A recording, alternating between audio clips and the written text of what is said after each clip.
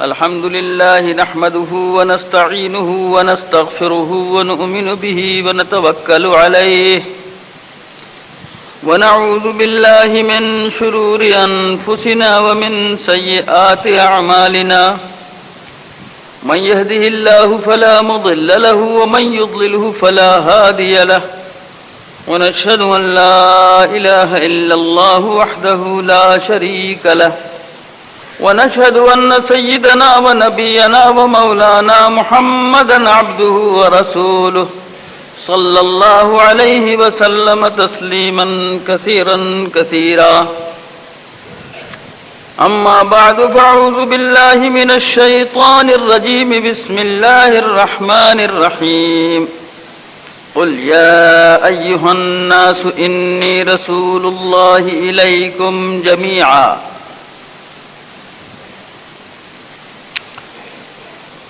بھائیوں اور بہنوں، جیسا کہ آپ سب جانتے ہیں آج چوتھا دن ہے اور کل انشاءاللہ اس سلسلے کا آخری خطبہ ہوگا۔ پچھلے 3 خطبات میں حضور اقدس جناب محمد رسول اللہ صلی اللہ علیہ وسلم کی زندگی، ان کے آنے سے پہلے کے حالات اور ان کی ولادت سے لے کر آخری لمحے تک کے حالات بیان کیے گئے اور درمیان میں کچھ اہم نکات کی طرف آپ کو متوجہ کیا گیا۔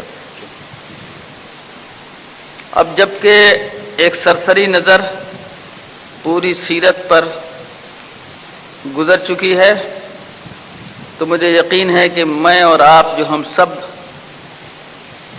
3 دنوں سے ایک ساتھ سفر کر رہے ہیں اور ایسا لگتا ہے کہ ہم حضور کے پاس بیٹھے ہوئے اور حضور کی زندگی کو لمحہ بلمحہ دیکھ رہے ہیں، خود بھی اپنے لیے شرف کا احساس ہوتا ہے۔ ہم سب رفقائے سفر اب اس پوزیشن میں ہیں کہ ہم کچھ واقعات اور زندگی کے ان واقعات کے بعد آگے بڑھ کر حضور صلی اللہ علیہ وسلم کے پیغام اور حضور کی رسالت کے بارے میں باتیں کریں۔ بات ایسی ہے کہ ہمارے آقا صلی اللہ علیہ وسلم کی رسالت جس دور میں حضور مبعوث ہوئے، بھیجے گئے، اس سے پہلے بھی دنیا کے ہر خطے میں نبی آتے رہے اور قرآن نے اس بات کو بار بار کھولا اور واضح کیا ہے کہ کوئی ایسی قوم نہیں ہے جس میں اللہ کے بھیجے ہوئے پیغمبر نہ آئے ہوں، اور لکل قوم ہاد، ہر قوم کو رستہ دکھانے والے بھیجے گئے ہیں۔ اللہ کا بہت بڑا کرم ہے کہ اس نے انسانوں کی پرورش کے لیے سارا انتظام کیا۔ یہ پوری کائنات بنی ہے انسانوں کی پرورش کے لیے۔ یہ سورج، یہ چاند، یہ تارے، یہ زمین، یہ برستے ہوئے بادل، جو کچھ بھی ہم دیکھ رہے ہیں، اس کائنات میں پھیلے ہوئے جانور، مخلوق کا ایک سارا حصہ، ہر چیز انسان کی خدمت، انسان کی پرورش اور انسان کی نگہداشت میں لگا ہوا ہے۔ سورج اس لیے نکلتا ہے کہ وہ زندگی کی حرارت پیدا کرے۔ سورج کی گردش اور 24 گھنٹے میں جو اس کا سفر ہے، یہ سفر یقین کیجئے یہ ایٹ رینڈم نہیں ہے۔ چاند کا نکلنا اور غروب ہو جانا और दूसरे मुल्कों में उसका दिखाई पड़ जाना, चंद थोड़ी सी देर के लिए सूरज और जमीन के, चांद और जमीन के दरमियान सूरज का आ जाना, चांद का दिखाई नहीं पड़ना, फिर उसका एक हिलाल बनकर नुमाया होना, तारों की ये रोजाना जो खूबसूरत झाड़ी आप आसमानों पर देखते हैं, दरियाओं में जो पानी बहता है, समुंदर का पानी और समुंदर का कलेजा जिस तरह गर्म होता है, और रोज आपकी तकरीर के बाद, आपके प्रोग्राम के बाद रोजाना समुंदर का वो पानी जो भाप बनकर फजाओं में उड़ा था, बेंगलोर की सतह पे आके रोज बरस भी जा रहा है। क्या ये सब कुछ यूं ही है? क्या ये सब कुछ बेजरूरत है?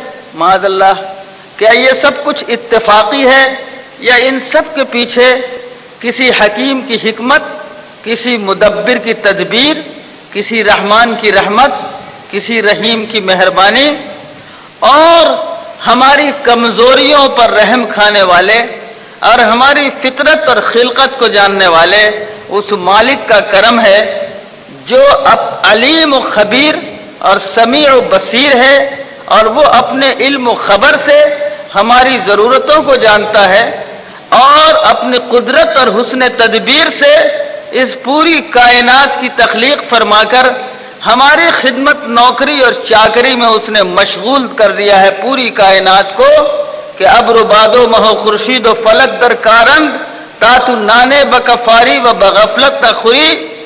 सारी कायनात की ये खिदमत और तुम इस कायनात के बादशाह, लगता है कि सब तुम्हारे काम में लगे हुए मशगूल हैं सब चीजें। यहां तक कि शहद की मक्खी भी कहती है मुझे बेकार न समझिएगा, मुझे बेकार नहीं समझिएगा, मैं आपके लिए बड़ी मीठी और मुफीद ग़िज़ा बनाती हूं। और मैसूर सिल्क में और बेंगलोर के बाजारों में बहुत खूबसूरत और नर्म और नाजुक हरीर और परनिया और रेशम और सिल्क के कपड़े कहते हैं कि मुझे पहचानते हैं आप, मैं खुदा की एक बहुत ही हकीर सी मखलूक रेशम के कीड़ों की पैदावार हूं, ये भी आपकी खिदमत में लगे हुए हैं।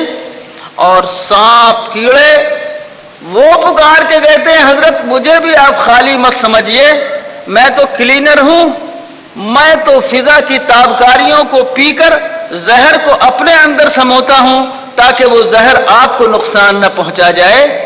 मैं जो हवाओं से मैं सांस लेता हूं, इस सांस के साथ फिजा में फैला हुआ जहर मैं अपने अंदर समेट लेता हूं, और ये सिमटा हुआ जहर मुझे आप कितना ही जहरीला कहें, लेकिन दरअसल आपकी हिफाजत का इंतजाम है, कि वरना ये जहर आपके जिस्म और आपकी सेहत को नुकसान पहुंचाता। मैं तो ये सब कुछ कर रहा हूं। ऐसे मौके पर एक सीधा सा सवाल ये पैदा होता है कि ये सारी कायनात आखिर आपको क्यों इतनी खिदमत आपकी कराई जा रही है? आप में क्या खूबी है? आपका क्या मकसूद है? क्यों आए हैं आप? ये शहजादों की तरह आपकी परवरिश क्यों हो रही है? आप सिर्फ इसलिए आए हैं कि खाइए पीजिए और मर जाइए? नहीं नहीं, ये बात नहीं हो सकती। एक और नई एटंडम है, इसको जामिद और मुर्दा नेचर का नाम देकर कि नेचर ने ये सब कुछ बना रखा है, एक ऐसे जामिद खुदा को मानना चाहते हो जिसमें न एहसास है, न शऊर है, न तदब्बुर है, फिक्र है, न इल्म है, न खबर है, न समा है, न बसर है। ऐसे खुदा को मानना चाहते हो तुम, एक जिंदा हय्य क़य्यूम, ला इलाहा इल्ला हुवल हय्युल क़य्यूम, उस हय्य क़य्यूम खुदा को नहीं मानना चाहते। ये नेचर और फितरत की बात करके दरअसल उस हय्य क़य्यूम खुदा का इनकार करते हो। कैसे तुम्हारी अक्ल इसको कबूल करती है? कैसे तुम्हारी अक्ल इसको कबूल करती है?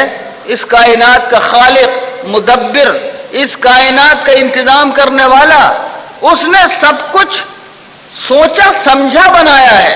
उसने कहा कि साहब अर्रहमान अल्लमल कुरान खलकल इंसान अल्लमहुल बयान अश्शम्सु वल कमरु बिहुस्बान, सूरज और चांद की ये रफ्तार और उनकी ये हरकत ये सब हिसाब से है। और आज की साइंस ने साबित किया कि इतना एक्यूरेट हिसाब है, इतना पक्का हिसाब है सूरज और चांद की इस रफ्तार का, जिसको कुरान करीम ने कहा अश्शम्सु वल कमरु बिहुस्बान। आज की साइंस ने बताया कि साहब ये इतना पुख्ता हिसाब है कि जिस हिसाब में कहीं पर कोई कमी नहीं हो सकती, कहीं पर कोई ज्यादती नहीं हो सकती। ये सारा इंतजाम यूं नहीं है लोगों, यूं ही नहीं हो गया है। हर चीज इत्तेफाकिया नहीं हो गई है। हर शय पर गौर करो तो उसके पीछे कोई तदबीर नजर आती है, कोई फिक्र नजर आता है, कोई कुदरत नजर आती है, कोई हिकमत और कमाल नजर आता है। वो आंखों के अंधे और अक्ल के अंधे हैं जो इस कायनात की सारी तख्लीकात को एट रैंडम कह करके और मुर्दा नेचर के नाम पर कह करके अपनी जिम्मेदारियों से गुरेज करना चाहते हैं। पैगाम जनाब मोहम्मद रसूलुल्लाह सल्लल्लाहु अलैहि वसल्लम की पहली बुनियाद यही है। लोग यही है जिसको हम तौहीद कहते हैं।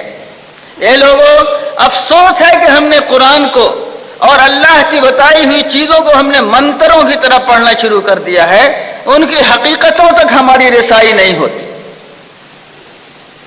सिर्फ अस्माए हुस्ना को अगर गौर कर लो, हुजूर के अल्लाह के जो अस्माए हुस्ना हैं, हर नाम में कितनी बड़ी बात छुपी हुई है। आयतुल कुर्सी का काम है कि रात को सोते वक्त पढ़ लो ताकि तुमको जिन्नात और भूत तुम पर हमला न करे। ये तुमने आयतुल कुर्सी को यहां तक तुमने ये मसरफ देना शुरू कर दिया। मैं नहीं कहता कि साहब ये काम नहीं होता है, होता होगा, लेकिन मैं अर्ज करना चाहता हूं कि आयतुल कुर्सी की जो हकीकत है उस पर काहे नहीं तुमने गौर किया। वसिअ कुर्सियुहु समावाति वल अर्द ला यऊदुहु हिफ्ज़ुहुमा व हुवल अलियुल अज़ीम हुवल हय्युल क़य्यूम। वो हय भी है, हयात उसके अंदर से है, हयात उसकी मांगे चांगे की नहीं है, वो कहीं से लेता नहीं हयात खुद उसके अंदर है, क़य्यूम है, उसके बल पर सारा संसार खड़ा है, ये पूरा सिस्टम कायम है। ला ताख़ुज़ुहु सिनतुन वला नौम, न उसको ऊँघ आती है न उसको नींद आती है।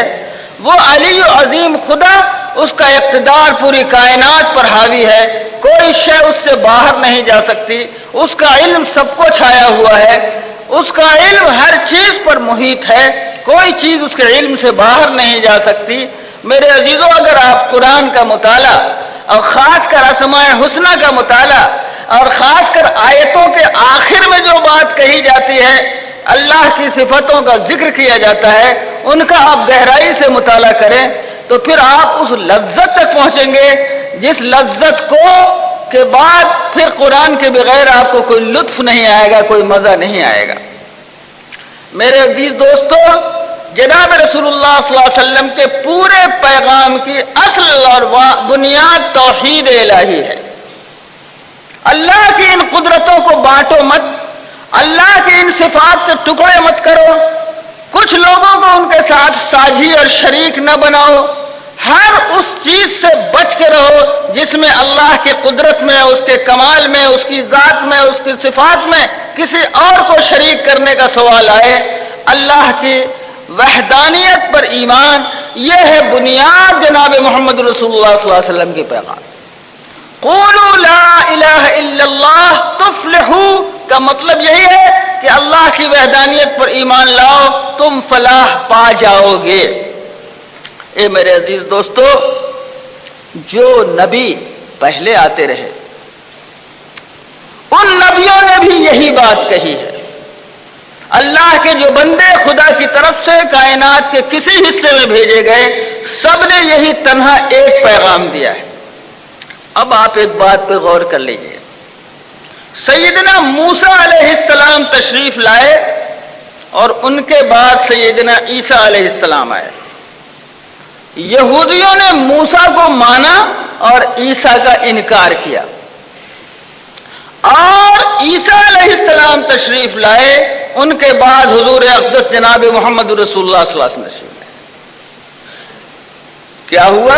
عیسائیوں نے عیسیٰ علیہ السلام کو مانا اور جناب محمد رسول اللہ صلی اللہ علیہ وسلم کا انکار کیا، لیکن جو مسلمان ہے وہ اس وقت تک مسلمان نہیں ہو سکتا جب تک حضور پر بھی ایمان نہ لائے، عیسیٰ علیہ السلام پر بھی، موسیٰ علیہ السلام پر بھی، ابراہیم پر بھی، یونس پر بھی، اور سب ان لوگوں پر جو اللہ کے بندے خدا کا پیغام لے کر دنیا کے کسی حصے میں آئے ہوں، سب پر ایمان نہ لائے، اس وقت تک وہ مسلمان نہیں۔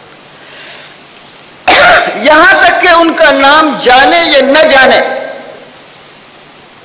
سبوں پر ایمان لانا ضروری۔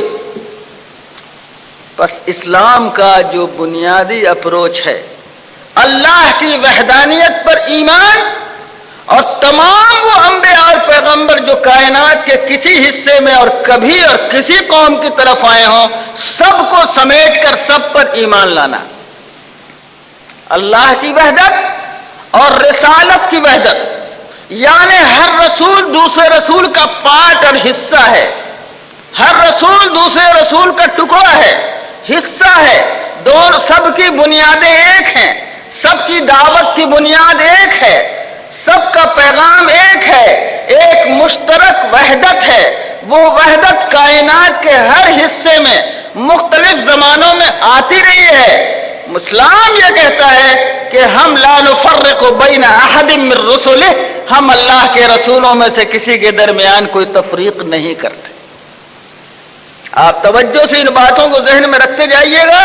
اللہ ایک، اور اللہ کا پیغام لانے والے کائنات کے کسی حصے میں کبھی آئے ہوں، وہ سب ایک۔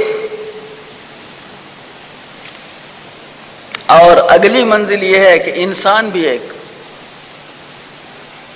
اسی اعتقاد سے یہ اعتقاد پیدا ہوتا ہے کہ انسان بھی ایک۔ آدمی نسلی برتری کا اگر کوئی شکار ہے تو غلط، ملک کے نام پر فخر کرتا ہے تو غلط، دوسروں کو اپنے سے چھوٹا سمجھتا ہے تو غلط، رنگ کے نام پر فخر کرتا ہے تو غلط، اور زبانوں کے نام پہ اگر فخر کرتا ہے تو غلط۔ کوئی سی زبان بولتے ہو، کوئی سا رنگ رکھتے ہو، اور کسی ملک کے باشندے ہو، تم سب انسان ہو، انسان ہو اور کچھ نہیں۔ یہ میں ان بنیادوں کی طرف آپ کو لے جا رہا ہوں جو جناب محمد رسول اللہ صلی اللہ علیہ وسلم کی رسالت کی عالمگیریت کی طرف رستہ دکھاتی ہے۔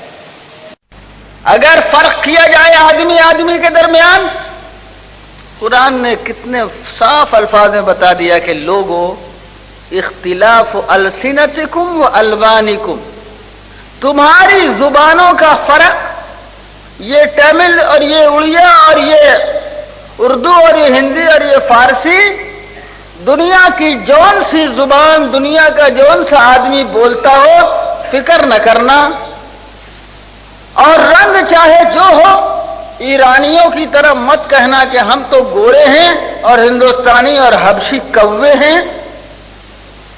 نہیں، یہ رنگوں کا فرق اور یہ زبانوں کا فرق۔ قرآن کہتا ہے اللہ کی آیتوں میں سے ایک آیت، اللہ کی قدرت کی نشانیوں میں سے ایک نشانی ہے لوگوں، اس کو تم اپنے درمیان وجہ فضیلت مت سمجھنا۔ اختلاف السنہ اور اختلاف الوان، رنگوں کا فرق اور زبانوں کا فرق، اللہ کی قدرت کی نشانیوں میں سے ایک نشانی ہے۔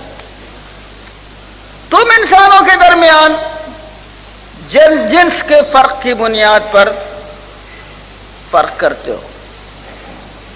پرانے زمانے میں لوگوں نے کہا کہ عورت میں نفس انسانی ہی نہیں ہے، آدمی ماننے کو تیار نہیں تھے عورت کو،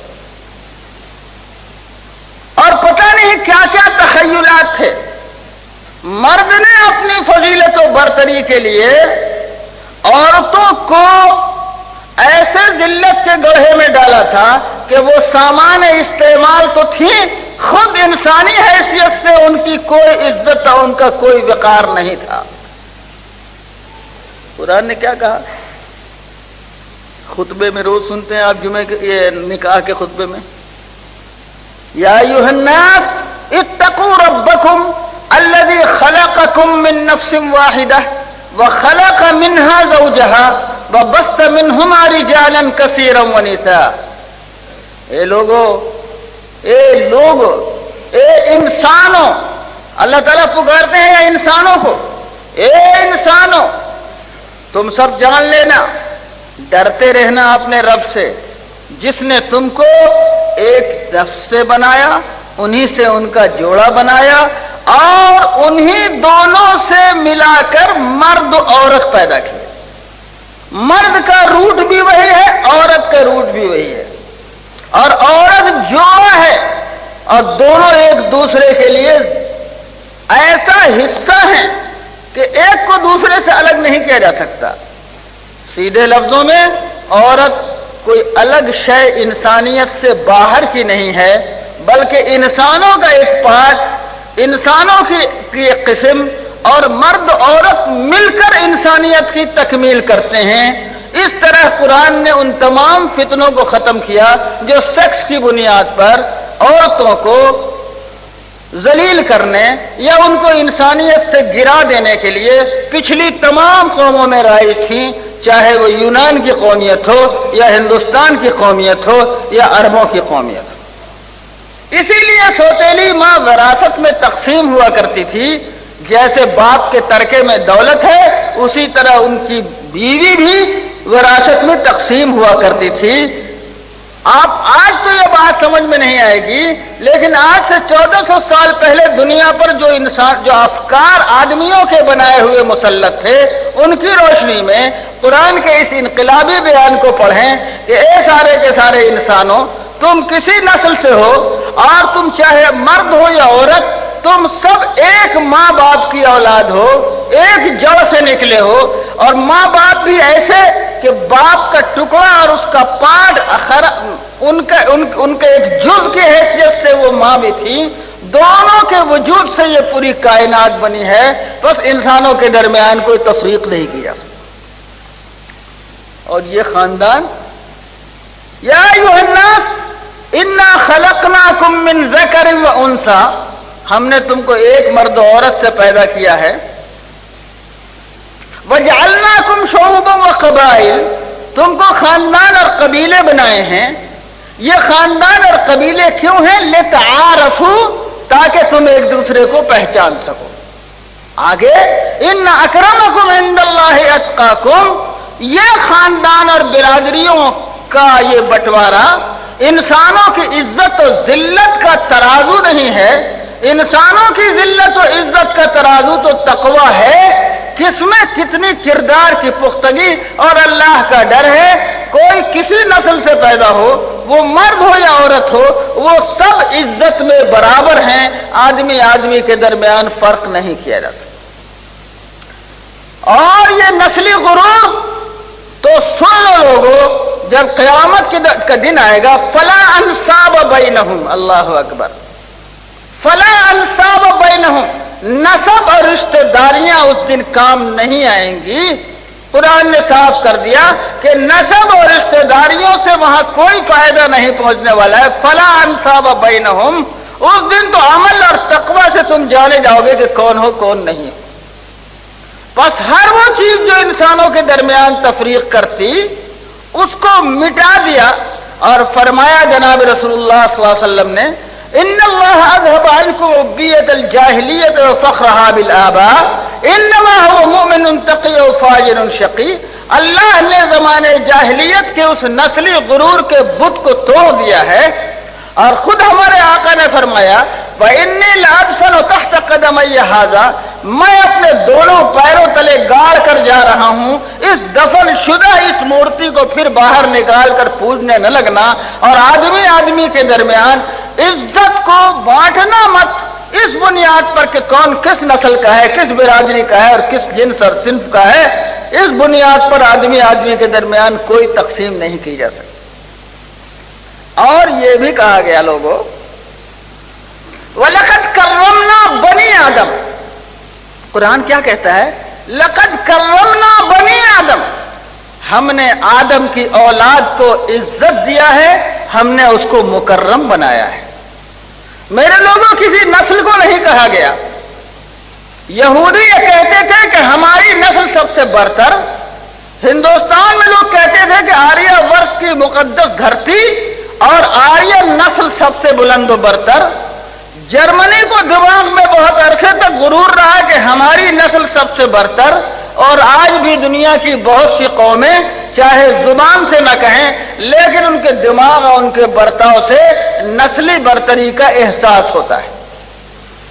मगर कुरान कहता है कि नहीं, लक़द कर्रमना बनी आदम, हमने इज्जत जो दी है वो बनु आदम को दी है, आदम की औलाद को दी है। और ये कहा कि फी अहसन तक़दीम, हमने इंसान को इंतहाई खूबसूरत तरीन सांचे में पैदा किया है। और रंगों का फर्क, सूरतों का फर्क, हर एक की डाई अलग, हर एक का सांचा अलग, तो इसकी फिक्र मत करना, ये तो हमारी कुदरत के तमाशे हैं और कुदरत की निशानियां हैं कि रंगों में हमने कैसे कैसे रंग बनाए।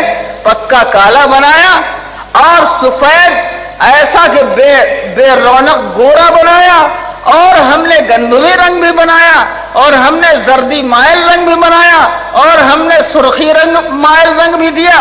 पता नहीं कितने रंगों में, किसी की नाक खड़ी दी बहुत, किसी की ऊंची दी, किसी की बैठी दी, किसी की आंख का कुछ और रंग, किसी की आंखों की पुतलियों का कुछ और रंग। तुम ये क्यों नहीं सोचते कि कैसा कदीर और कैसा कुदरत वाला मुमालिक है कि जिसको जैसा चाहता है बना देता है। और उसकी कुदरत के यहाँ ऐसी बेनिहायत है कि अरबों इंसान पैदा होकर दुनिया से जा चुके, अरबों इंसान आज दुनिया में मौजूद है, अरबों इंसान आगे जमाने में आएंगे, कोई नमूना दूसरे नमूने से मिलता नहीं।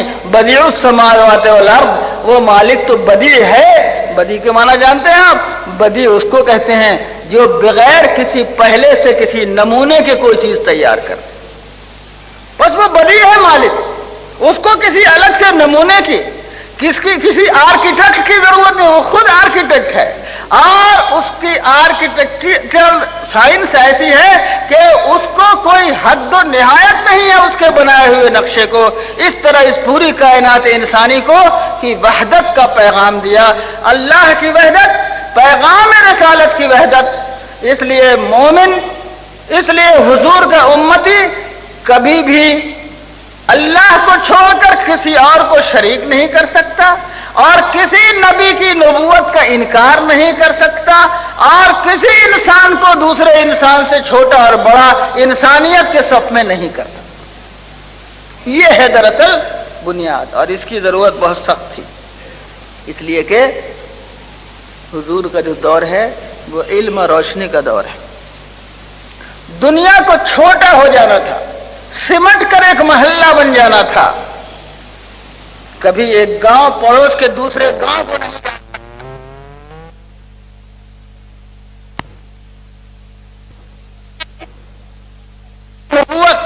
कयामत तक आने वाले इंसानों के लिए दुनिया को सिमट कर छोटा हो जाना था।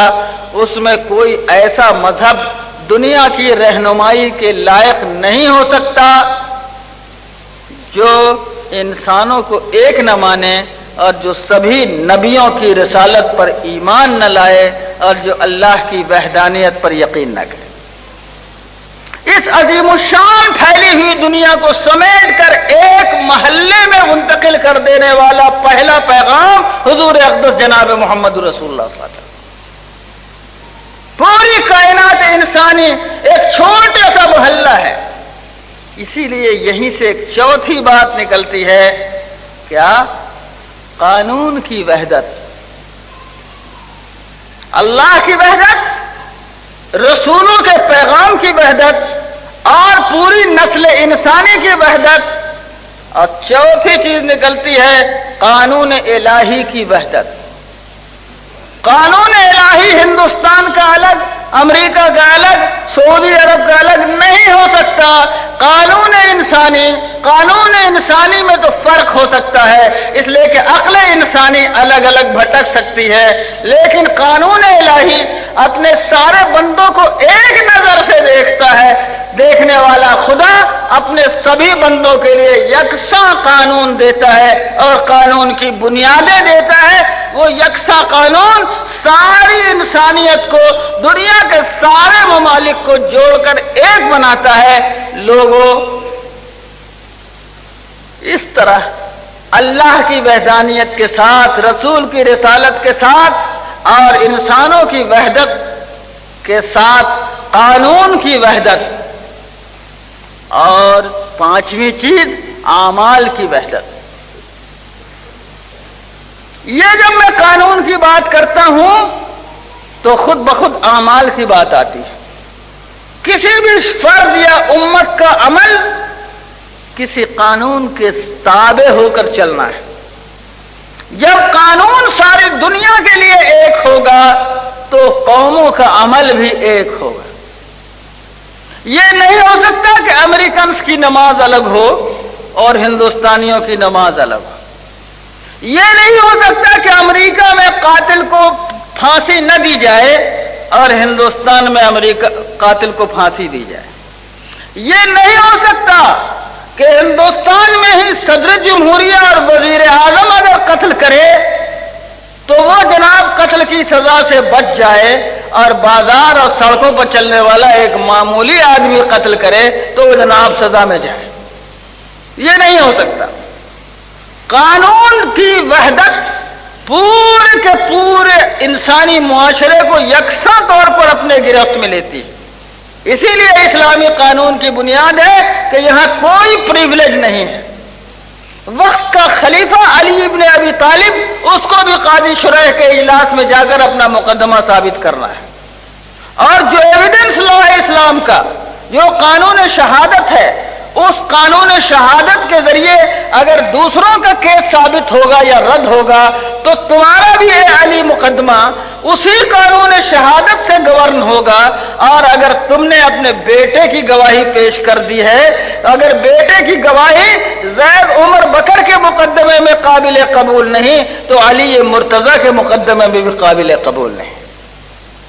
یہ قانونی مساوات ساری انسانی دنیا کے اندر، اگر مومن ہو تو، ایک کافر ہو تو، ایک برہمن ہو تو، ایک جناب جمار ہو تو، ایک سید صاحب ہو تو، ایک معمولی سا آدمی ہو بیچارہ بازار میں کام کرنے والا، جوتے گانٹھنے والا، تو فرق نہیں ہے۔ عزت کے اندر اور قانون کے یکساں نفاذ کے اندر سب کو برابر درجہ حاصل ہے۔ بولو لوگوں ایمانداری سے، دنیا کو ایک ایسے موحد قانون کی، آج یہ یونیفارم سول کوڈ کی بات کہتے ہیں، میں کہتا ہوں ساری کائنات انسانی کے لیے تنہا ایک قانون، ایک ایسا قانون جو پوری کائنات کو ایک نظر سے دیکھنے کی صلاحیت رکھتا ہو۔ اگر ہندوستان کی پارلیمنٹ بناتی ہے تو وہ امریکنز کے مفادات کی شاید حفاظت نہ کرے۔ امریکن اگر کانفرنس کو قانون بناتی ہے کانگریس، ضروری نہیں کہ وہ ہندوستانی مفادات کی حفاظت کر سکے۔ اگر انگلینڈ کا ایک قانون بنتا ہے تو کوئی ضروری نہیں کہ ملکہ برطانیہ سعودی عرب کی بھلائی اور وہاں کے شہریوں کی بھلائی کو دیکھ سکے۔ اس لیے ہم تو ہر ایک کو شک کی نگاہ سے دیکھیں گے۔ ہم ہندوستانی امریکنز کے قانون کو، برٹش قانون کو، برٹش شہری سعودی کے قانون کو، اور سیرینز عراقیوں کے قانون کو، اور عراقی کویت کے پارلیمنٹ کے بنائے ہوئے قانون کو، انسانوں کی اپنی اپنی بنائی ہوئی قانون ساز اسمبلیز اور لیجسلیچرز جب بھی کوئی قانون بنائیں گے تو ان کے بارے میں یہ بات رہے گی کہ وہ دوسروں کے حقوق کی حفاظت نہ کر سکیں۔ اس لیے ایک ایسے قانون ساز کے پاس چلو جس کے پاس آدمی آدمی کا، ملک ملک کا، نسل نسل کا کوئی فرق نہیں، اور وہ صرف اللہ ہو سکتا ہے جو خالق و مالک ہے۔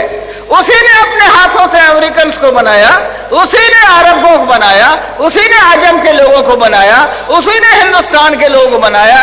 سیمیٹک ہو یا آرینس ہو، دونوں اسی کے بنائے ہوئے ہیں۔ لوگوں اس کی نگاہوں میں کسی آدمی اور آدمی کے بیچ فرق نہیں ہو سکتا۔ اس لیے اسلام کی عالمگیریت قانون کی وحدت ساری کائنات انسانی کے لیے اس لیے قابل قبول ہے کہ اس کائنات کا پیدا کرنے والا اس کی نگاہوں میں ساری مخلوق برابر ہے. الخلق عیال اللہ، ساری مخلوق اللہ کا کنبہ ہے. جو ان سے جتنا پیار کرے گا اللہ ان سے اتنا ہی پیار کرے. اسی لیے قانون سازی کی اساس اللہ کی مرضی پر رکھی گئی ہے. بس ایک ایسا قانون جس کا بنانے والا ہر تمام زیر قانون آنے والے لوگوں کے ساتھ برابر کا ربط رکھتا ہو، وہی قانون اس لائق ہے کہ ایک عالمی قانون کی حیثیت اختیار کر سکے. پھر جن اعمال کا مطالبہ کرتا ہے، میں نے بتایا اعمال کی وحدت بھی ہوگی. کپڑا فرق ہو سکتا ہے، کپڑا کیا فرق ہو سکتا ہے؟ آپ شاید سوچتے ہو کیسے ہوگا سارے ملکوں کا معاملہ. جی ہاں، آج کا زمانہ ہے. اس وقت میرے لیے یہ صدری مصیبت ہو رہی ہے، گرمی لگ رہی. لیکن ابھی چند دن پہلے جب میں لندن میں تھا تو سردی سے دلدل کر رہا تھا. وہاں پر جناب کمبل اور دو لحاف اوڑھنے کی ضرورت پڑی تھی. موسموں کا یہ فرق، سردی اور گرمی کا یہ فرق، لباسوں کی تراش خراش کا فرق، لباسوں کی پسند و ناپسند کا فرق بے شک ہو سکتا ہے. لیکن ہر قانون کے اندر، ہر تفصیلات کے پیچھے جو ایک کلی قانون ہوتا ہے اس کی اہمیت ہے. ذرا سا رک کے میں لباس کی بات آ گئی اسی کو بتاتا ہوں. قرآن نے کہا بہت بڑا احسان جتایا اللہ نے آپ پر کہ ہم نے تم کو ننگا نہیں رہنے دیا. ہم نے تم کو ننگا نہیں رہنے دیا. شیطان نے چاہا تھا کہ آدم و حوا کو ننگا کرے، لیکن ہم نے تم کو لباس فراہم کیا. لباس کا کیا کام ہے؟ لباسا یواری سوآتکم وریشا. لباس کا کام ہے تمہاری شرم کی جگہوں کو چھپانا، ستر کرنا. اتنا کام ہے لباس. اور زینت و آرائش. اور سرابیل تقیکم الحر. اور دوسری جگہ فرمایا کہ ایسا سامان جس سے تم گرمی اور سردی موسم کے اثرات سے اپنی حفاظت کر سکو. تو بنیادی بات لباس میں ہے کہ ساتر ہو، پردہ پوش ہو، زینت و آرائش ہو، گرمی اور سردی موسم کے اثرات سے تمہاری حفاظت کرے. اور حضور نے فرمایا صلی اللہ علیہ وسلم کہ لباس ایسا نہ پہننا جس سے تکبر کا اظہار ہو. یہ اندر دل کی حالت کو صحیح کرنا ہے. تو اگر غرور و تکبر کا اظہار نہیں، پردہ پوشی پوری ہو رہی ہے، زینت و آرائش بھی ہے، اور ساتھ ساتھ گرم و سرد موسم کے اثر سے تمہاری حفاظت بھی ہے، یہ ہے لباس کا ایک انٹرنیشنل اصول جو قرآن نے تم کو دے دیا. اب اس کو یورپ کی ٹھنڈی راتوں میں اور جناب والا افریقہ کے تپتے ہوئے صحراؤں میں اور ہندوستان بنگلور کے معتدل موسم میں جہاں چاہو جیسے چاہو ان چند اصولوں کی رعایت کرتے ہوئے جیسا لباس چاہو پہنو. یہ ہے انسانی قانون کی اس یکسانیت کا جو خالق کائنات نے آپ کو دیا ہے.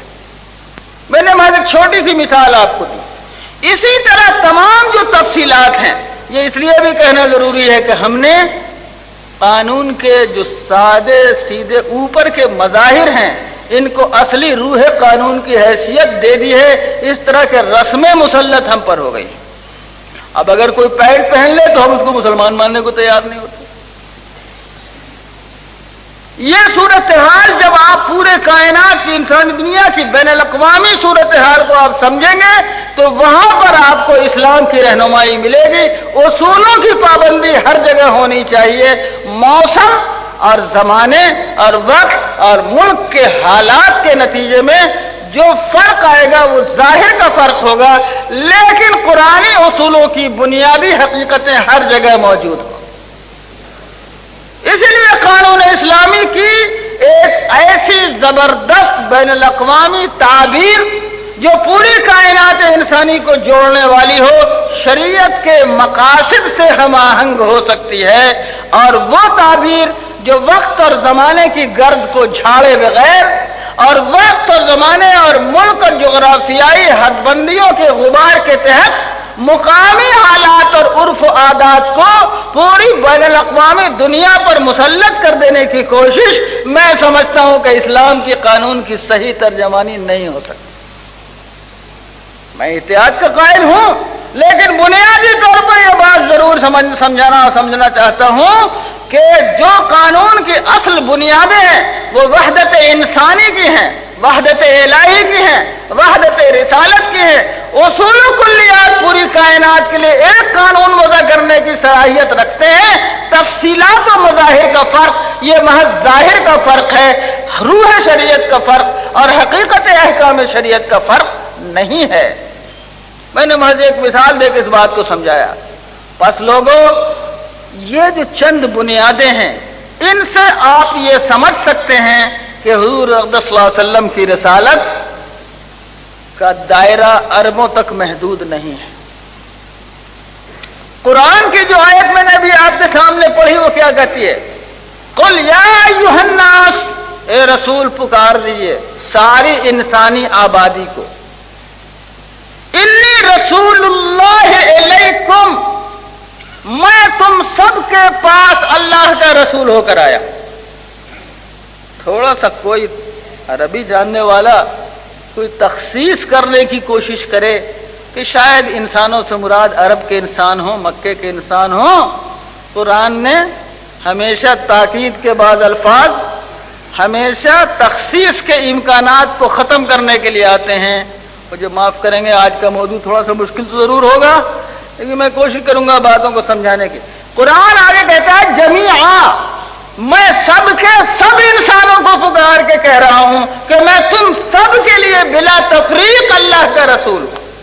ये हुजूर के मनसब रिसालत की आलमगीरियत, और इसीलिए इसको और साफ अल्फाज में कहा गया काफ़तल लिन्नास बशीरम व नज़ीरा, सारी की सारी इंसानियत के लिए आप बशीर व नज़ीर हैं। इतना ही नहीं, इससे भी आगे बात कही गई, वमा अरसलनाका इल्ला रहमतन लिल आलमीन, हमने सारे के सारे संसार के लिए, पूरे यूनिवर्स के लिए, जितने किस्म के आलम हो सकते हैं सब आलमों के लिए हमने आपको अल्लाह की रहमत बनाकर भेजा है। यह है जनाब रसूलुल्लाह सल्लल्लाहु अलैहि वसल्लम के पैगाम की अहमियत, उसकी उमूमियत, उसकी आलमगीरियत। मेरे बुजुर्गों, अब हम थोड़ा थोड़ा तफसील की तरफ जाना चाहते हैं कि कहीं आप इतनी ही में उलझ के न रह जाइए। कानूनी मुसावात की बात मैंने कही आपसे, अगर कोई प्रिविलेज मिल सकता है, कोई प्रिविलेज मिल सकता है तो नबी को मिल सकता है, और कोई प्रिविलेज मिल सकता है तो नबी के अहले खानदान को मिल सकता है। वाक़े की तफसील आप जानते होंगे कि अरब के एक बहुत मुअज़्ज़ज़ खानदान की एक खातून ने चोरी किया, पकड़ी गई, हाथ काटने की सजा है इस्लाम में। लोग सिफारिशें लेकर आने लगे। हुजूर के एक बहुत महबूब हज़रत ज़ैद इब्न हारिसा को लोगों ने खड़ा किया कि आप हुजूर से कहिए। हुजूर खड़े हुए, हुजूर ने खुतबा दिया। हुजूर सीधी बात ये कह देते कि नहीं भाई, इस्लाम में कानून में कोई फ़र्क नहीं है, चाहे वो शरीफ हो या कोई हो, सबका हाथ कटेगा। लेकिन हुजूर को तो हमारी आपकी रहनुमाई करनी थी और क़यामत तक बता देना था कि निफाज़ कानून में कोई रियायत किसी के साथ नहीं हो सकती। वल्लाहि लौ अन्न फ़ातिमत इब्नत मुहम्मदिन सरक़त लक़तअतु यदहा, वल्लाहि लौ अन्न फ़ातिमत इब्नत मुहम्मदिन सरक़त लक़तअतु यदहा, खुदा की कसम अगर मोहम्मद की बेटी फातिमा ने भी चोरी की होती तो मैं उसके हाथ काट देता। सल्लल्लाहु अलैहि वसल्लम। यानी हुजूर अपने अहले खानदान के लिए भी نفاذ قانون میں کوئی رعایت حاصل کرنے کو تیار نہیں، اور قیامت تک کے انسانوں کو بتا دیا کہ قانون کے نفاذ میں کسی کو کوئی پریویلیج حاصل نہیں ہوگا۔ ایسا ہی کوئی قانون عدل بھی قائم کر سکتا ہے اور انسانوں کے درمیان مساوات بھی قائم۔ اس جمہوریت کے دور میں، وہ جمہوریت جس پر بے شک ہم اپنے ملک میں فخر کرتے ہیں اور ملک کے باہر بھی فخر کرتے ہیں جو ہمارے ملک میں آج ہے، اس جمہوریت کے زمانے میں بھی ملک کا صدر جمہوریہ اور ملک کا وزیر اعظم کچھ پریویلیجز رکھتا ہے، پارلیمنٹ کا ممبر کچھ پریویلیجز رکھتا ہے، اسمبلی کا ممبر کچھ پریویلیجز رکھتا ہے، اور اس پریویلیج کا حشر میں ریل کے ڈبوں میں دیکھتا ہوں کہ ایم ایل اے صاحب اور ایم پی صاحب اور فلاں صاحب تشریف لاتے ہیں، تو پتہ نہیں یہ بھی کہیں پریویلیج کے خلاف نہ ہو جائے، ہمارے میر مقصودی خان صاحب بتاویں گے۔ لیکن میں روز تماشا دیکھتا ہوں کہ جو ٹرین کا کنڈکٹر ہوتا ہے، جو ٹرین کا جانے والا ہوتا ہے، وہ اس ڈر کے مارے کہ صاحب کہیں ایم پی صاحب ناراض نہ ہو جائیں، کہیں ایم ایل اے صاحب ناراض نہ ہو جائیں اور پریویلیج کا کوئی کیس نہیں کر دیں، وہ انصاف کی سرحدوں کو چھوڑنے پر مجبور ہوتا ہے۔ لیکن ہمارے آقا صلی اللہ علیہ وسلم کے ہاں اس کا کوئی سوال نہیں پیدا ہوتا ہے، کسی باب میں نہیں پیدا ہوتا۔ سیدنا عمر فاروق خلیفہ وقت، کیا کہا تھا ان کو قحط کے زمانے میں آ کر لوگوں نے؟ حضرت اب ایسا بھی تو نہیں ہے کہ ایک دم گندم نہ ملتا ہو، آپ اپنا کھانا تو کم از کم گیہوں کی روٹی کھایا کیجئے، آپ کیوں اتنا پریشان ہیں؟ حضرت عمر نے ایک اصول دے دیا قیامت تک کے لیے انسانوں کو۔ اصول کیا ہے کہ خلیفہ وقت ریسپانسبلٹی، ذمہ داری اور لائبلٹی کے اعتبار سے پوری آبادی میں اس کا نمبر 1 ہے، اور حکومت کے وسائل اور ریسورسز سے فائدہ اٹھانے کے اعتبار سے اس کا نمبر سب سے آخر میں ہے۔ یہ سیدنا عمر کا قول میں سنا رہا ہوں آپ کو کہ میں یعنی خلیفہ وقت حکومت کے وسائل سے اور بیت المال سے فائدہ اٹھانے کے اعتبار سے میرا نمبر سب سے آخر میں ہے، اور ذمہ داری اور بوجھ کے اعتبار سے میرا نمبر سب سے پہلے ہے۔ اس لیے جب تک سارے لوگ گیہوں کی روٹی نہ کھانے لگیں، میرے لیے گیہوں کی روٹی کھانا جائز نہیں ہوگا۔ یہ سیدنا عمر نے اصول دے دیا تھا۔ درخت اپنے پھل سے پہچانا جاتا ہے، حضور کی تعلیم نے کیسے لوگ پیدا کیے تھے اس کو آپ سمجھ سکتے ہیں۔ بس عالمگیریت جو ہے جناب دین اسلام کی اور پیغام محمدی کی، اس کی یہ مقصد بہت اہم بنیادیں میں نے آپ سے عرض کری کہ اللہ کی وحدت، رسالت کے پیغام کی وحدت۔ اس لیے ہم بڑے آرام سے کہتے ہیں اور کہہ سکتے ہیں تم عیسائی ہو، تم یہودی ہو، تم کسی کتاب کے ماننے والے ہو، آؤ آؤ بھاگو مت، تم سب ہمارے ہو، آؤ قل یا اہل الکتاب تعالوا الی کلمۃ سواء بیننا وبینکم الا نعبد الا اللہ ولا نشرک بہ شیئا۔ آؤ لوگوں تم سب آؤ، اس کامن پوائنٹ پر ہم سب مل کر کام کر سکتے ہیں جو ہم کو اور تم کو اور ساری کائنات کو جوڑتا ہے کہ ہم اللہ کے علاوہ کسی کی عبادت نہیں کریں گے اور اس کے ساتھ کسی کو شریک نہیں کریں گے۔ یہ مشکل عیسائیوں کے لیے ہے، وہ حضور کو مان نہیں سکتے۔ یہ یہودیوں کے لیے ہے، وہ عیسیٰ کو نہیں مان سکتے۔ یہ وید کے ماننے والوں کے لیے ہے، وہ جناب دوسرے نبیوں کو نہیں مان سکتے۔ لیکن ایک اس مسلم کا اپروچ یہ ہے کہ ساری کائنات انسانی میں اللہ کا کوئی نہ کوئی بندہ آیا ہے۔ اے وید کے ماننے والوں تم بھی پڑھو اپنی کتاب، ایکم برہم دوتیہ ناستی، ایک ہے برہما اور خالق، اس کا کوئی دوسرا نہیں، قل هو اللہ احد۔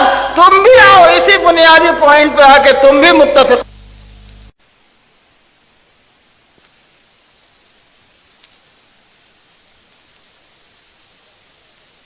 ترک کلمے پر سب کو متفق ہونا چاہیے۔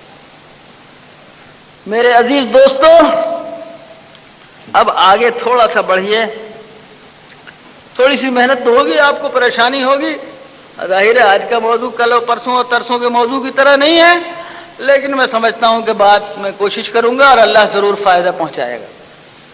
دوسری بات یہ سمجھو کہ یہ انسان خیر اور شر کا آمیزہ ہے۔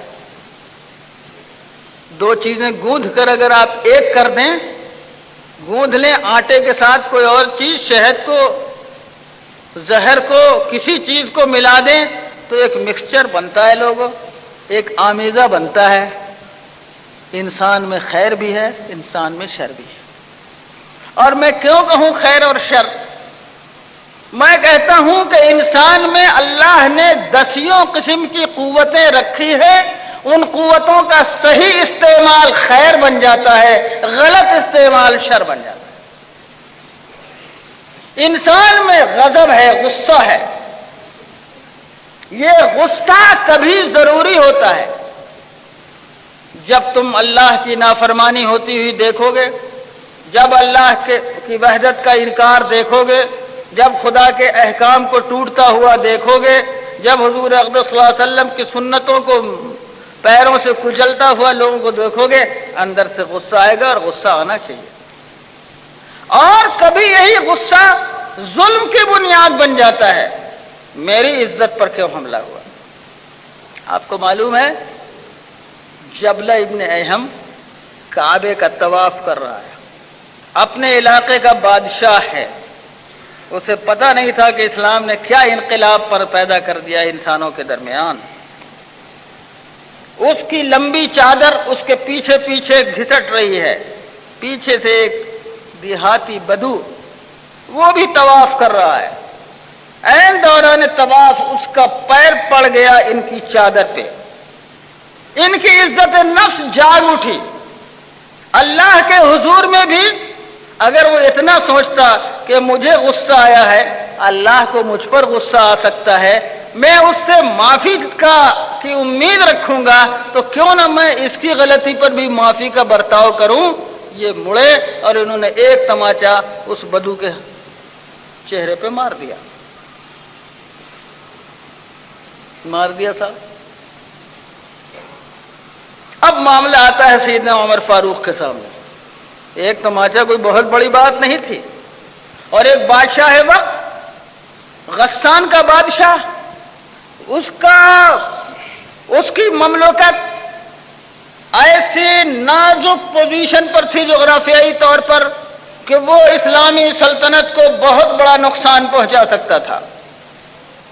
इसलिए कि रोमन शहनशाहियत से मिला हुआ गसासना का वो किला मुसलमानों के लिए जंगी नुक्ता नजर से बहुत अहम था। और उसके बादशाह जबला इब्न अहम का मुसलमान हो जाना मुसलमानों के लिए बहुत बड़ी नेमत गिना जाता था। और एक मामूली बधू, एक तमाचा लग गया उसको तो कौन सी कयामत आ गई। लेकिन उमर फारूक जो राजदारान है, उन लोगों में थे जो हकीकी तौर पर राजदार थे, हकीकत दीन को जानने वाले थे। उन्होंने कहा नहीं, तुमको या तो उससे माफ करवाओ या तुमको भी एक तमाचा मारेगा। एक मामूली सा बदू बादशाह वक्त को तमाचा मारेगा। लोगों ने कहा हज़रत मसलहत यह है कि इस मामले को खत्म करवा दीजिए, वरना हमारे लिए बड़े नाजुक मौके पैदा होंगे। सैयदना उमर ने कहा, सैयदना उमर ने जवाब दिया कि यह नहीं हो सकता।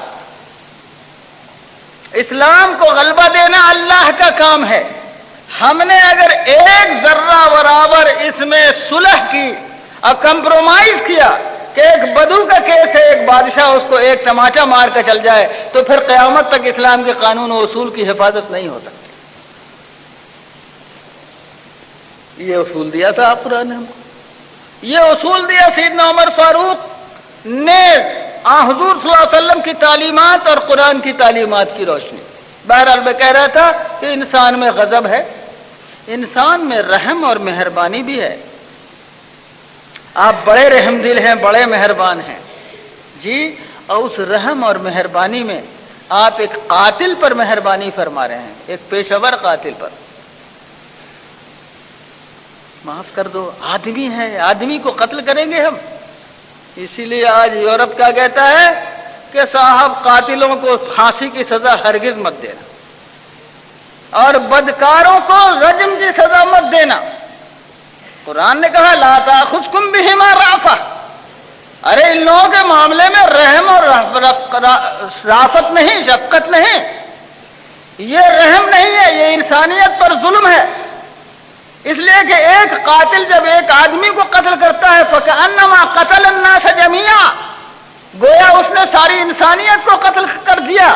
یہ اتنا بڑا نظریہ ہے اسلام کا کہ ایک آدمی کا قتل دراصل پوری کائنات انسانی کا قتل ہے، جان کی حفاظت اور انسانی جان کی حرمت کے بیان کے لیے اس سے زیادہ بلیغ تعبیر آج تک نہ کی گئی ہے، نہ کی جا سکتی۔ ایک انسان کا قتل پوری کائنات انسانی کا قتل ہے، اور ایک کی جان بچا لینا فَكَأَنَّمَا أَحْيَا النَّاسَ جَمِيعًا، پوری انسانیت کو حیات دے دینے کے برابر ہے۔ اور قرآن کی عجیب تعبیر ہے قصاص، یعنی قاتل کو قتل کیا جانا مقتول کے بدلے میں۔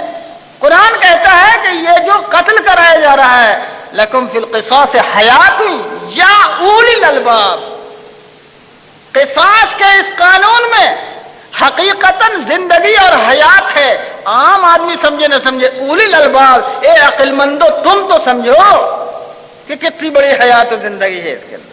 لَكُمْ فِي الْقِصَاصِ حَيَاتٌ یا اولی الالباب۔ تو جناب رحم بڑی اچھی چیز، لیکن اگر کسی قاتل پر کیا جائے تو بہت بری چیز۔ سخاوت بہت اچھی چیز، خوب کھلائیے، خوب پلائیے، خوب لوگوں کو دیجیے، لیکن ایسی سخاوت کہ سب لٹا کر مفلس ہو جائیے نہ۔ خرچ احتیاط سے کرنا بہت اچھی بات، لیکن اتنی احتیاط کہ کنجوسی کے حد کو پہنچ جائے، نہیں، لا تجعل یدک مغلولۃ الی عنقک ولا تبسطھا کل البسط۔ ایک میں ندامت ہے اور ایک میں حسرت ہے۔ نہ ندامت کا کام کرنا، نہ حسرت کا کام کرنا، نہ کنجوسی کرنا اور نہ فضول خرچی اور اسراف کرنا، دونوں غلط ہیں۔ میں اب جلدی سے، کیونکہ وقت بہت تیزی سے پتہ نہیں کیوں آج بھاگ گیا، سمجھ میں نہیں آیا۔ بہرحال میں آپ کو اس طرف لے جانا چاہتا ہوں کہ انسان مختلف متضاد صفات کا مجموعہ ہے۔ اس اصول کو یاد رکھیے گا، انسان مختلف متضاد صفات کا مجموعہ ہے، اور یہی صفتیں انسان کی قوت کا راز ہیں، اور یہی صفتیں انسان کے بہتر ہونے کی بنیاد ہیں، اور یہی صفتیں ان کا بیجا استعمال انسان کو انتہائی برا بھی بنا دے گا۔ یہ یاد رکھیے گا۔ اب آئیے پوچھئے مذاہب سے، آپ لوگ کیا کہتے ہیں؟ میں نہیں سمجھتا کہ یہ مہاتما بدھ نے کہا ہوگا، لیکن ان کی امت کے لوگ یہ کہتے ہیں کہ روح، ریاضت، تزکیہ، تصوف کا لفظ میں نے غلط شاید استعمال کر لیا، تزکیہ روح کو صاف کرنے کے کام میں لگے رہو، یعنی انسانوں کے اندر چھپی ہوئی ان تمام عظیم الشان قوتوں کا استعمال روک دو۔ یہ ہے دراصل بودھ دھرم کی اس تعلیم کا جو ان کی امت آج دے رہی ہے۔ انسانوں کے اندر کی ان قوتوں کا استعمال روک دو۔ ادھر سے میں نہیں جانتا، لیکن ادھر سے ایک عیسائی پادری اور راہب آتا ہے، وہ سیدنا عیسیٰ کی طرف منسوب کر کے کہتا ہے رحم کرنا، رحم کرنا، رحم کرنا، اپنا چہرہ بھی دوسرا پیش کر دینا، دوسرا حصہ، اس پر بھی ایک تماچا مار لو۔ دوستو، فطرت انسانی اس طرح کے قانون کو قبول نہیں کر سکتی۔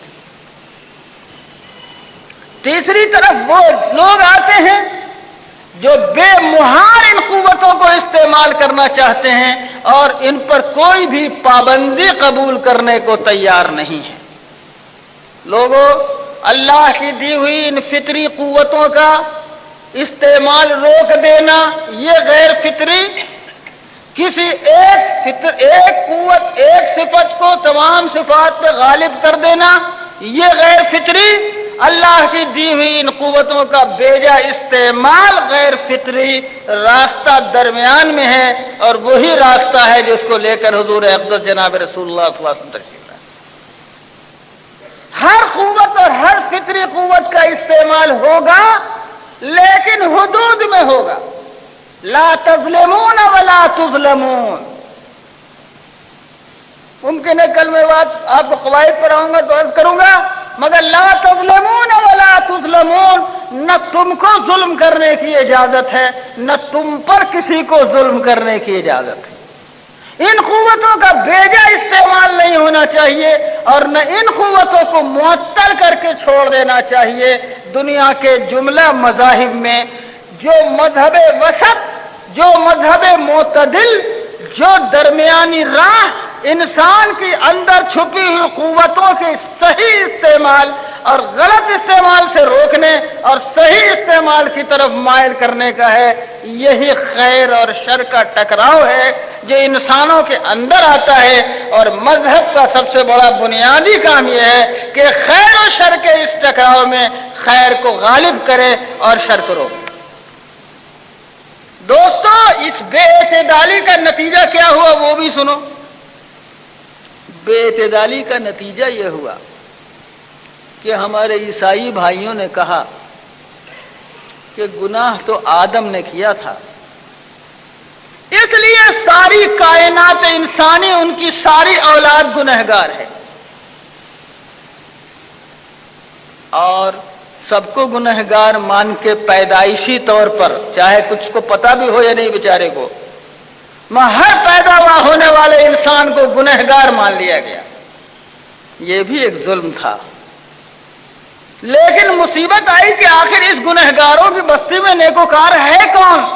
तो कहा मसला बड़ा आसान है, ईसा सूली पे चढ़ गए, सबका गुनाह माफ हो गया। यानी पहला अकीदा यह है कि गुनाह कोई करे, जिम्मा किसी और पर जाए, और दूसरा यह है कि कफारा कोई दे और सारे लोग अपने गुनाह से पाक हो जाए। ये दोनों कानून इंसानी फितरत, इंसाफ और अदल के तकाज़ों के खिलाफ।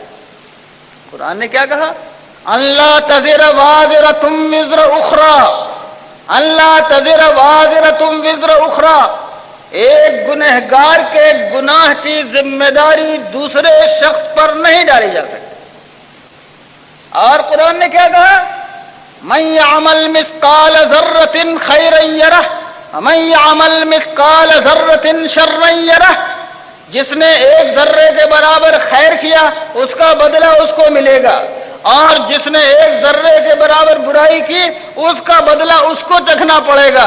ये नहीं हो सकता कि ईसा मसीह के सूली पर चढ़ जाने से पूरी इंसानी आबादी माफ कर दी जाए और हजरत आदम की खुदा न खास्ता माअज़ल्लाह उनके गुनाह और गलती से पूरी इंसानी आबादी को गुनहगार करार दे दिया जाए। ये गलत है। ये लोगों, हमारे हुजूर की एक शान कुरान ने बताई है, एक शान कुरान ने बताई है, यदउ अन्हुम इसरहुम वल अगलाल अल्लती कानत अलैहिम। इंसानियत की पीठ पर जो भारी बोझ लोगों ने लाद दिया था और उसके पैरों में जो बेड़ियां डाल दी थी, हमारे हुजूर उन बेड़ियों को काटने और उस बोझ को उतारने तशरीफ लाए थे सल्लल्लाहु अलैहि वसल्लम। बेकसूर के गुनहगार और बगैर कुछ किए हुए पाकबाज इस पूरी थ्योरी को खत्म कर दिया जनाब मोहम्मद रसूलुल्लाह सल्लल्लाहु अलैहि वसल्लम ने आकर, इसलिए कि ये सही नुक्ते नजर नहीं था।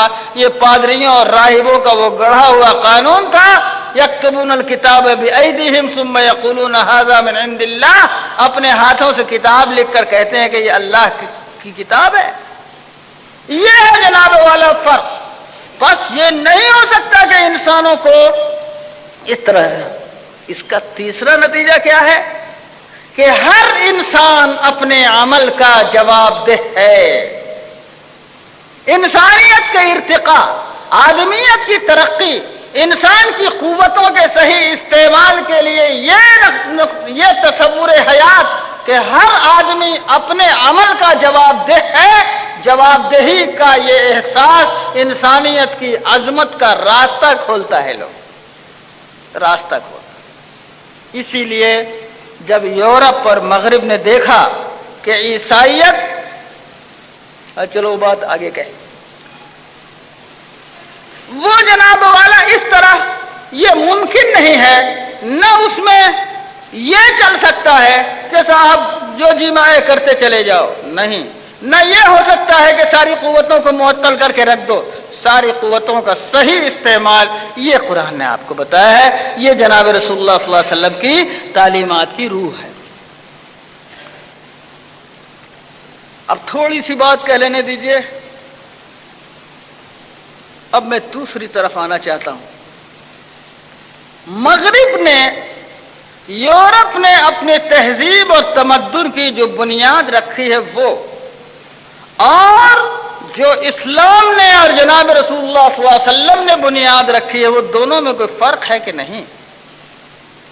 और आज का यूरोप जो परेशान होकर मजहब की तलाश में निकलता है, इसलिए कि ईसाइयत उसकी तमन्नाओं और आरजुओं को पूरा नहीं कर पा रही। उनकी जो अपनी गढ़ी हुई ईसाइयत है वो उनके मसाइल और उनकी उलझनों का हल नहीं है।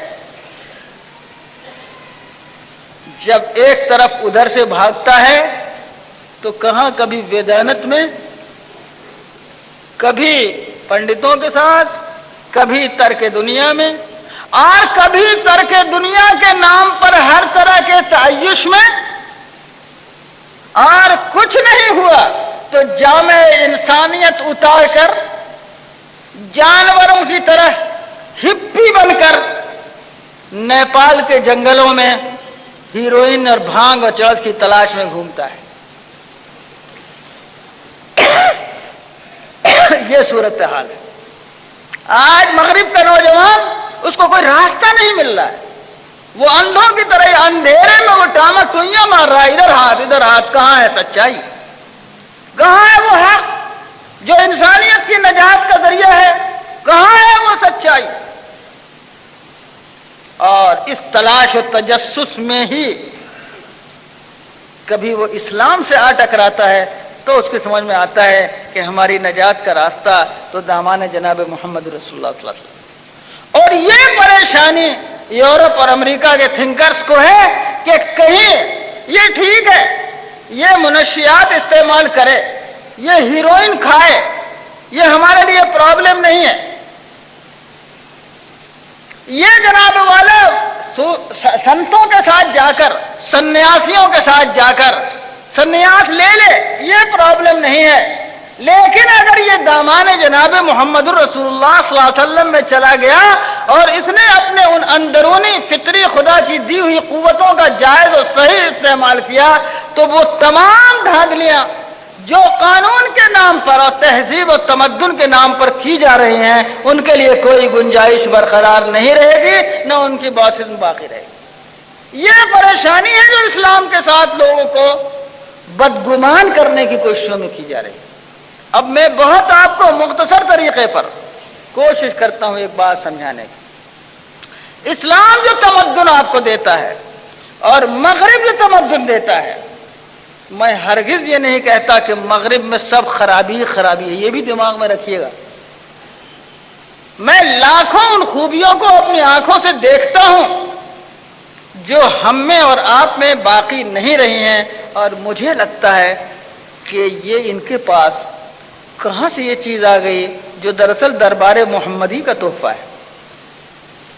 मैं जब उनके माजूरों की खिदमत करते हुए देखता हूं, मैं जब उनको देखता हूं कि कोई शख्स बेकार नहीं रह सकता, मैं जब देखता हूं कि कोई भूखा भूखा नहीं रह सकता, सोशल सिक्योरिटी उनको खिलाएगी ही, तो मैं कभी कभी सोचता हूं कि ये हुजूर की बरकतों का छींटा कहां पड़ गया और कहां से उठ गया। अल्लाह अकबर, कहां से उठ गया? हमारे पास हमारा पड़ोसी भूखा हो, हम आराम से अच्छा खाना भी खाते हैं, उम्दा दावतें भी करते हैं, अच्छे कपड़े पहनते हैं, अपने कमरे की दीवारों पर बहुत कीमती गालीचे और बहुत कीमती पर्दे डालते हैं।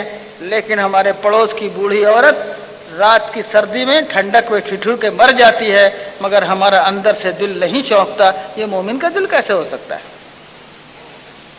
बहरहाल, मगर मैं ये जरूर समझता हूं कि अगर थोड़ा सा वो जो जनाब रसूलुल्लाह सल्लल्लाहु अलैहि वसल्लम की गुलामी से मिलने वाला जौहर है, वो अगर इनके पास आ जाए तो ये बहुत अजीम शान कुव्वत बन जा सकता है। इसलिए कि लोगों, खैर किसी की ठेकेदारी नहीं है, खैर किसी की ठेकेदारी नहीं, और किससे अल्लाह क्या काम लेने वाला है कोई नहीं जानता। इन ततवल्लो, अगर तुम मुड़ जाओगे, रास्ता छोड़ दोगे, तो अल्लाह दूसरी कौम लाएगा जो अल्लाह से मोहब्बत रखेगी, अल्लाह से वो मोहब्बत रखे, अल्लाह उनसे मोहब्बत रखेगा, और वो अल्लाह के काम और अल्लाह के मामले में किसी मलामत करने वाले की मलामत की परवाह नहीं करेंगे। वो जो बुनियादी फर्क है मगरिब की तहजीब और इस्लाम की तहजीब का, वो ये है दोस्तों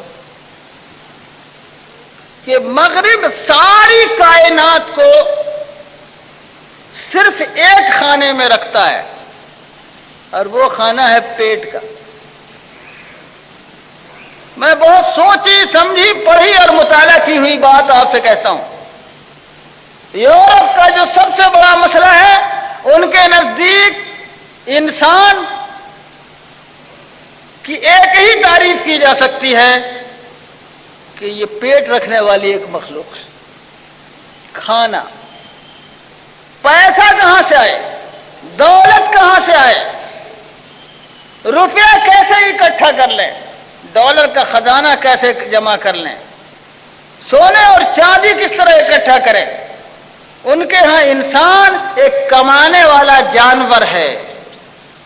इंसान एक कमाने वाला जानवर है, इसलिए वो माशियात उनकी सारी बुनियाद है, इक्तिसाद उनके सारे उलूम की जड़ है। वो पूरी इंसानी सोसाइटी को, वो मुआशरे को, वो अखलाक को, वो तमाम इंसानी उलूम को, अपनी तमाम हरकतों को, जंगों को और सुलह को, हर एक को एक ही नुक्ते नजर से देखते हैं कि हमारे पेट का और हमारे कमाई का क्या होगा। उन्होंने अखलाक को बाहर कर दिया है। मॉरलिटी मॉरलिटी का कोई मतलब नहीं है, अखलाकियात की का कोई मतलब नहीं है। जो हमारी जरूरतों को पूरा करे, जो हमारे लिए दौलत इकट्ठा करने का जरिया हो। इसलिए आप अगर गहराई से जायजा लेंगे तो आप महसूस करेंगे कि एक कमाने वाला जानवर, मर्द हो या औरत, सुबह होते ही अपना घर छोड़ के निकलता है, रात को वापस आता है, अपने बच्चों से इतवार को मुलाकात होती है, वीकेंड में मुलाकात होती है। 5 दिनों तक वो एक कमाने वाला टट्टू है जो 24 घंटे तेली के बैल की तरह काम में लगा हुआ है। हाँ, 2 दिन वो पागलों की तरह ऐश करता है, 2 दिन वो पागलों की तरह ऐश करता है। तो 2 दिन ऐश की नजर हुए, 5 दिन कमाने की नजर हुए।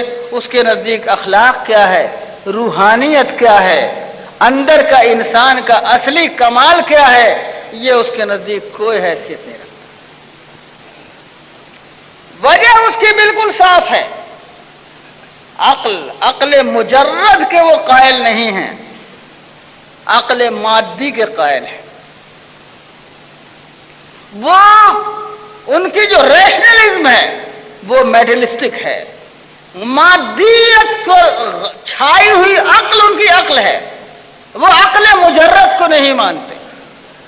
वो अक्ल जो अखलाक की तरफ ले जाए, वो जो अच्छी आदत की तरफ ले जाए, वो हर इल्म का और हर फन और हर अमल का मुताला सिर्फ इस तरह करते हैं कि इससे माशी फायदा क्या हो सकता है। नतीजा उसका यह है दोस्तों कि उनके पास अखलाक का वो मेयार नहीं। नफ्स की ख्वाहिश कैसे पूरी हो जाए? अगर मेरी बहन बेआबरू हो तो हो, और अगर पूरा समाज सो जाए और बाप और बेटे और नस्ब का पता ना हो, खवातीन की हुर्मत खत्म हो जाए, तो कोई हैरत की बात नहीं है। हमारी लज्जत नफ्स की तस्कीन है और यही तस्कीन हमको कमाई के मैदान में आगे ले जाएगी। फैमिली सिस्टम उनका टूट चुका, कोई खानदान नहीं है उनका। अब तो शादियां भी कम करते हैं, बेचारे अकबर इलाहाबादी मरहूम ने कहा था कटी उम्र होटलों में मरे अस्पताल जाकर। उन्होंने शायद इतना बड़ा तमाशा नहीं देखा होगा जो आज हो रहा है। बहुत बड़ा फरमाबरदार बेटा वो है, सुनो, बहुत बड़ा फरमाबरदार बेटा वो है कि अगर बाप या माँ बीमार हो जाए, हॉस्पिटल में डाल के चला आए, उनका बिल बर्दाश्त कर ले, बल्कि उनको भी इंश्योर करा रखा है उनके हेल्थ को, इसलिए पैसा भी इसको नहीं लगता है। पहुंचा के चला आया और वीकेंड में जाकर बाप और माँ को अस्पताल में देख आया तो वहां का सबसे लायक और फरमाबरदार बेटा है, इसलिए कि उसने कभी माँ के सर पर तेल की मालिश करने की लज्जत नहीं चखी और बाप की पिंडलियों पर कभी हाथ रख करके, कभी उसको दबाकर उसका मजा उसको चखने को कभी नहीं मिला है। न वहां के बाप को यह लज्जत मिली है कि कभी औलाद ने उसके बदन पे हाथ रखा होता, और कभी माँ को लज्जत नहीं मिली कि औलाद ने कभी उसके सर पर तेल रखकर थपकियां दी होती। नहीं लोगों, न औलाद ने ये तमाशा लज्जत हासिल की, न माँ बाप ने लज्जत हासिल की। कानून का एक रिश्ता है, जाके पहुंचाओ। और आगे की बात और कहूं, सुनो, अगर बहुत बीमार है अब्बा और बड़ी तकलीफ है और अच्छे नहीं हो रहे, तो एक तरफ वो भी तकलीफ उठा रहे हैं मरीज होकर, और हम भी तीमारदार होकर तकलीफ उठा रहे हैं। जैसी तकलीफ उठाते हैं बता दिया हमने आपको, डॉक्टर और नर्सें उठा रहे हैं, तो क्यों नहीं अब्बा को दवा दे के कत्ल कर दिया जाए। यह कत्ल रहीम कहलाता है, यूथनीजिया कहते हैं, एक्टिव यूथनीजिया और पैसिव यूथनीजिया। यह कानूनी शक्ल इख्तियार करता जा रहा है। दवा दे के मार दो या दवा छोड़ा के मार दो, दोनों चीजें चल रही। कहां पहुंची इंसानियत अपनी जिल्लत के उस आखिरी गड्ढे में जहां पर यह सूरत हाल कैसे हो रही है। मैंने बताया आपको कि औरत तो खैर औरत है, औरत की हुर्मत तो यूं ही आजादी के नारा देकर औरत की हुर्मत तो यूं ही बरसरे बाजार उलट दी गई।